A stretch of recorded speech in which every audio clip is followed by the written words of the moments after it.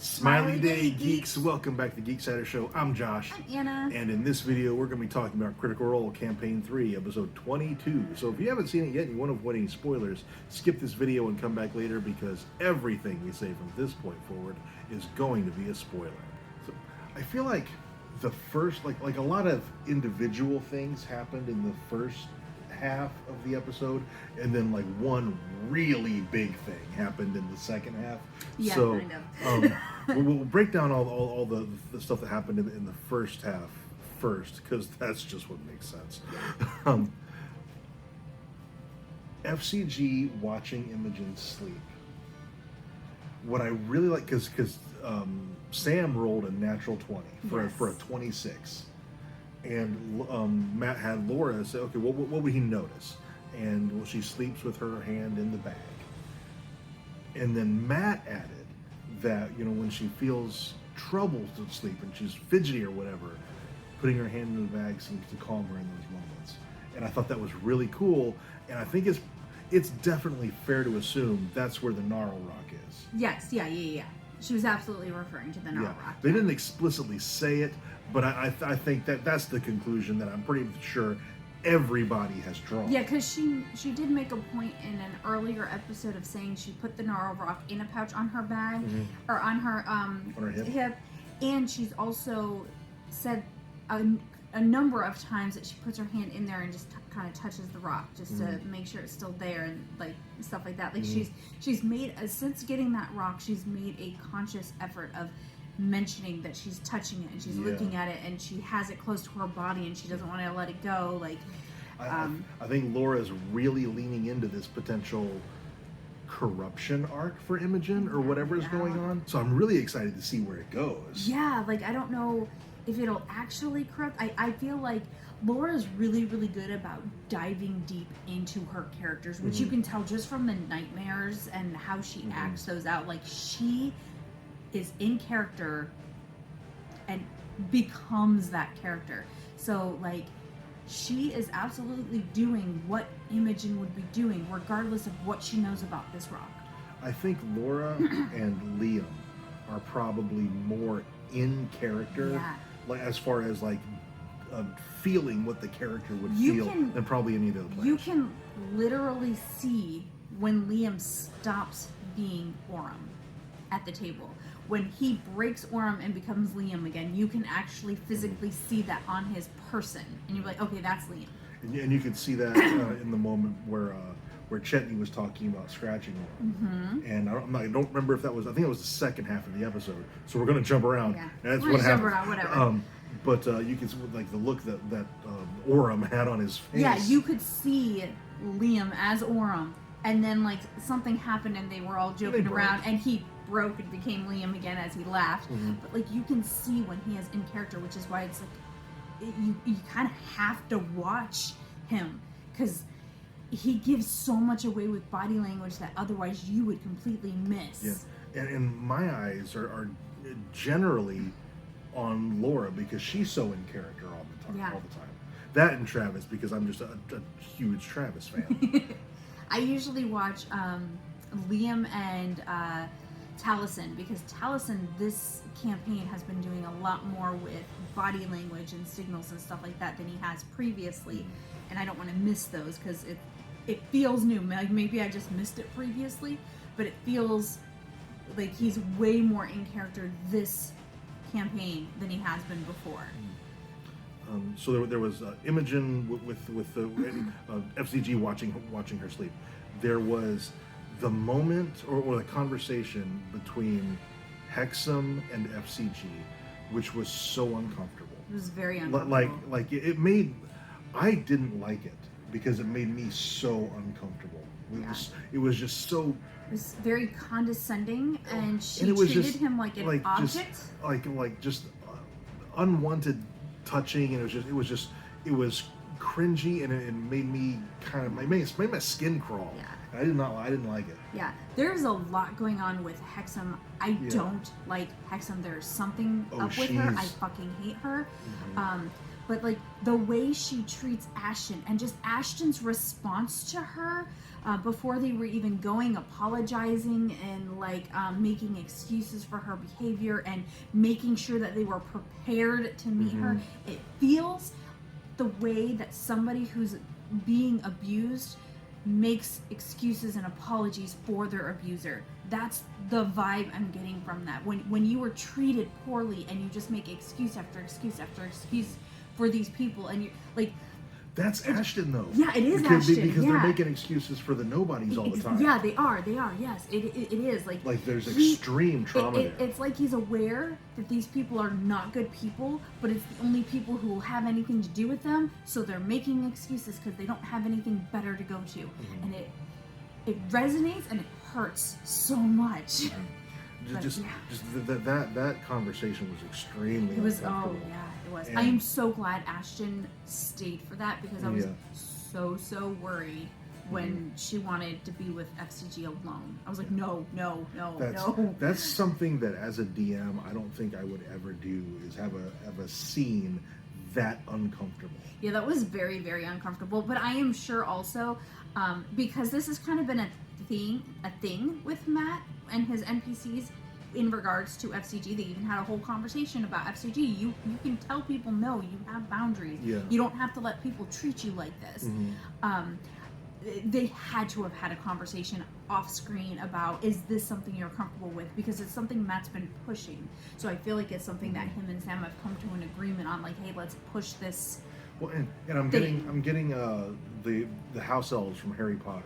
Yes. I'm getting those kind of vibes from FCG. What's going on with them and the way people treat them. Yeah, like people treat them like they aren't a person, and they absolutely are.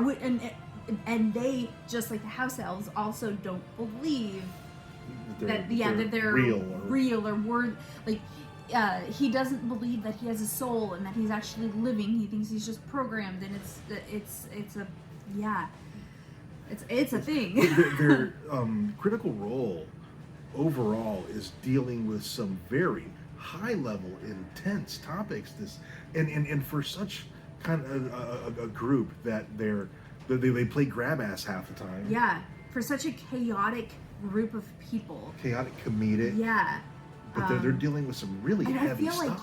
Like it's going to be really interesting, because they are so out there and chaotic and just not good at being heroes. But they're dealing with such heavy, intense feelings and emotions and issues that, like, the growth in these characters is going to be astronomical compared to previous campaigns. And last campaign had fucking Caleb. So Caleb and Not/Veth. Yeah. Between those two characters. That was a lot of character growth and stuff, just with those two characters. And I think all of them are going to have that this campaign. It's really exciting. I also, it was one of the lighter moments in this episode, and thank God because we needed it, was when Fern, when Ashton was sleeping, she, smiley face, and just what was going on in Ashton's brain. Yeah, yeah, like the whole descriptor of their brain and her being like uncomfortably close and creepy. Like, from an outside perspective, you look like a creeper right now. And I saw, I was looking through the chat, and I can't remember. Well, I had it in the Twitch chat because I was rewatching it over today, and somebody said this is the most Faye thing ever, and I'm like, oh my god, it really is. Yeah. But it was a light moment, and this episode really needed a light moment. Yeah. And then there was shopping in the first half of the episode, and they got the butcher's bib, which is a very Chetney item. It is. I'm excited for Chetney to wear that item. Yeah, and they did assign it to him, right? He got it. They gave it to him. They gave it to him, yes. Okay, and they got the horn of silent alarm, which is kind of a roguish item, which is also kind of Chetney's role, even though I think is he multi-class, or is he just I think he is just a blood hunter, but he's rogue fiend? No, yeah, I think that was Travis trying to throw people off that he was a rogue, not a blood hunter. That's what I thought too. But Fern just multi-classed in rogue. Yeah. So maybe she'll be sneaking ahead. But so far that's been Chetney's thing. It has. And so that's two items that really kind of fit better with Chetney, unless Fern's going to take the rogue role over. Yeah. She's got the sticky hands. She sure does. I don't know how she is in stealth, but maybe that's why she's decided to go rogue. take a proficiency in stealth, maybe help out with that. Yeah, I don't know. Because she does do some infiltration with her wild shape. She does that from time to time. Yeah, and that could, Can you picture a rat though blowing the horn? I don't think it'll work. No, probably not. So I think that brings us to the second half. Most of the second half was Lord Esteros kind of breaking down everything that's been going on and giving them an assignment. Yes, and then Ashton. So Lord Esteros. This part. Esteros. Okay. Yeah, let's do Esteros and then we'll do Ashton. But basically, Esteros assigned them to go away.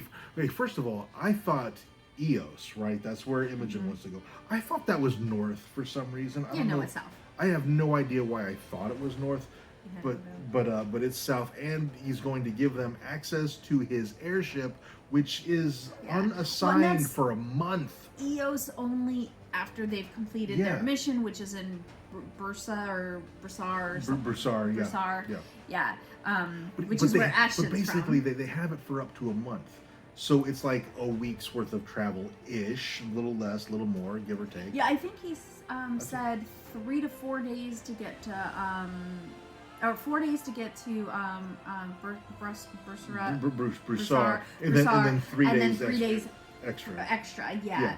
So that's only a week. So and I can't imagine they're going to fart around in Broussard for a month. Exactly. Yeah, that's what I'm thinking. They'll get to Broussard, they'll do their thing. That will take a week, week and a half, 2 weeks tops, and then I don't know if they can send him back somehow, turn him into the authorities there. Because they got to do that. Yeah, they got to do that. But again, it's only 4-ish days to get there and back. Yeah. So if they go there, but how long is it going to take them to find him?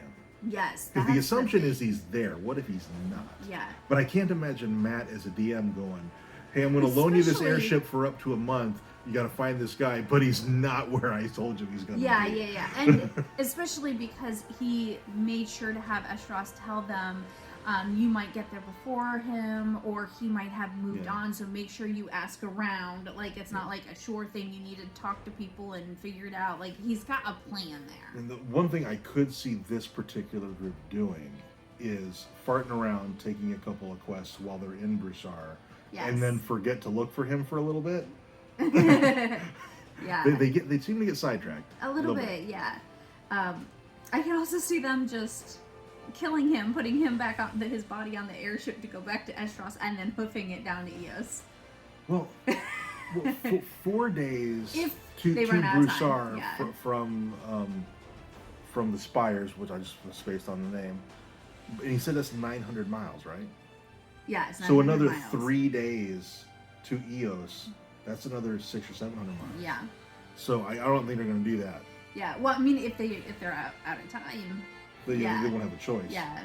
But yeah, if they can, they'll drop off the body and then take the airship. But it's going to be like 7 days to Eos. So that's 2 weeks of their month.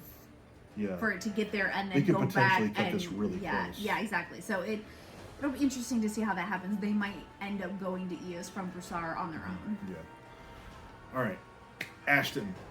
I looked at you during this scene, and you were utterly broken. Yeah. Ashton was a lot. There was a lot. Ashton's me in my 20s. There was a lot of that like really resonated with the friends who aren't actually your friends but pretend to be your friends because there's nobody else to hang out with because you're convenient. Relationships, because I know there's something there. Ashton just kind of blew my mind. Like I need to rewatch it, but it was a lot. It was heavy. I have a lot of theories about Ashton now, especially with the memories. First of all, Matt with those memory scenes. Yeah. Holy cow! It felt like a movie. Like you could see the flashes of these visceral memories. There was a lot of little things that stood out, like how he did the memories. It was they were in a room and then it went backwards and then they were going into, or there was these flashes of after the fall and then they went backwards into the room. And then like stuff happened and it was like, and then you're back in that moment and the ruins light up. That felt like dunamancy. Time shit. Yeah. And I don't know if that was like an accidental thing, or if it was intentional to make it seem like, okay, you're in the room and then shit, and then you go backwards and you do stuff and then you're in the room again. Like, I don't. It's also how the memory works, so you remember stuff out of order all the time. Yeah, so I don't know if that was a memory thing or if it was a dunamantic thing, because it does seem like there's a lot of dunamancy in Ashton. It could have just been how he wanted to portray the memories, because memories are weird like that. The memory flashes were, oh my god, the one where he's just dead, leave him. Yeah, that broke. I was like, he's dead, just leave him. Yeah. Yeah, I was like, how could they? How? Like, he remembers that, so he wasn't dead. They remember that it is a memory they have, so they remember that, which means they were not dead. And they were conscious. And they were conscious, and they hear the people that they work with, and they're friends, and they grew up together, and their family. He hears his family say to just leave him. Thank God Milo was part of, like, it does seem like Milo now is part of the Nobodies. I wasn't sure before, but it does seem like Milo is part of the Nobodies. Milo, I can't say irritated me, but I'm a little leery of Milo. Yeah, I'm a little worried about Milo too, and if Matt makes Milo evil, I might have to send him a strongly worded letter. I don't think Milo's going to be evil. Yeah. I think ultimately their intentions will have been good, but just with a bad effect. Yeah, I got really worried when Milo didn't know what happened either, but then you know, the ruins. Yeah. And the thing is when they got to the crate, there was the ruins, and I think the ruins fucked with their memories and are making it hard to recall and stuff like that. And that's why Milo said that it was kind of fuzzy. Ashton not remembering why did they break into Gianna's at all? What was their purpose? He couldn't remember why they did that. That was really there weird. Are spells that can fuck with your memory too. Yes, yeah. I was like, there is modified memory, but modified memory makes you believe the modified memory, and you don't have any knowledge of the other one. So I don't think it's that. It's either that rune, or here's the big theory I had, because Ashton was clutching the crystal, a crystal decanter, and Milo got it out of his hands, and it had some sort of silvery swirly liquid in it. Y'all remember, 99 spoilers if you haven't watched it, but y'all remember when Yeza was approached by the people of the Cerberus Assembly to do shit? Yeah, and the tripod and all that, and he pulled out essence of like Uda Beacon. Yeah. And that was the descriptor, that it was like a silvery liquid, and we don't know how much they got of this and how refined it. I know it took them months to get there, but once they knew how to do it, like, how much could they pull out of it? So I think that little crystal with that silvery stuff in there, that was liquid beacon, whatever the hell they're gonna call that, who knows. Beacons store souls. Essek wasn't so sure if they were souls or memories. So what if there's somebody's memories who, instead of being consecuted into a new soul, gets dumped into an actual body that has a soul and memories of their own, and now they just have all these extra memories or this extra person inside of them. Mm-hmm. And the process is fucked up, so like it wouldn't be the same. Yeah, so far Ashton hasn't displayed any characteristics of having another voice in their head or anything like that. But if this is, something to do with the beacons, the dodecahedrons, but like, the implications there are massive. His memories of that night and like his childhood, like Matt made a point that he had a dream where he had these flashes from his childhood and growing up and stuff like that. What if those aren't his? Well, no. What if because this liquid beacon got poured in there, there's just this, and his physiology is just different. What if those memories are being repressed, and because the beacon memories are being repressed, also some of his memories are getting repressed or subdued, and that's why he's having these memory issues. I don't know, there's a lot of things that could be happening there. The one thing I'm interested in is there other memories in him, because a consecuted memory person thing soul got put into Ashton. And this might not have anything to do with the beacons. No, it might not. It might have nothing to do with the beacons. I am, who knows? Because I don't remember that much about Yeza and his experiment. Yeah, Yeza's whole experiment thing, his job was to extract the dunamancy from the beacons. Like, I'm probably wording it terribly, but that was why they went to Yeza, was to create a device to extract stuff from the beacons, and he was successful. And then the Kryn took him. But also, Ashton, when they went shopping for the ball, specifically being drawn to Kryn fashion. Yeah, there was that. Mm-hmm. Wow, this. My mind was blown after that episode. I was vibrating. I was up so late because I just couldn't sleep. I had so much going through my head. It was obnoxious. I think that's all we have for Critical Role Campaign 3, Episode 22. I would like to make a little announcement. We did finish one of the campaigns that we're in. So we are that much closer to beginning to post our next campaign. We're not going to do it live. We're going to record it and post it, but we will stream the recording live, so there will be a chat, and we will be interacting in the chat. That's we got probably 10 sessions left in the other campaign that we're doing. So we're looking 15 or so weeks. So a little over 3 months will be Anna's Taldori campaign. So we really hope you guys tune in for that. And I think that's going to be it for this video. So if you enjoyed it, please let us know by dropping a like on it and subscribe to our channel if you haven't already. And thank you so much for watching, and we'll see you next time.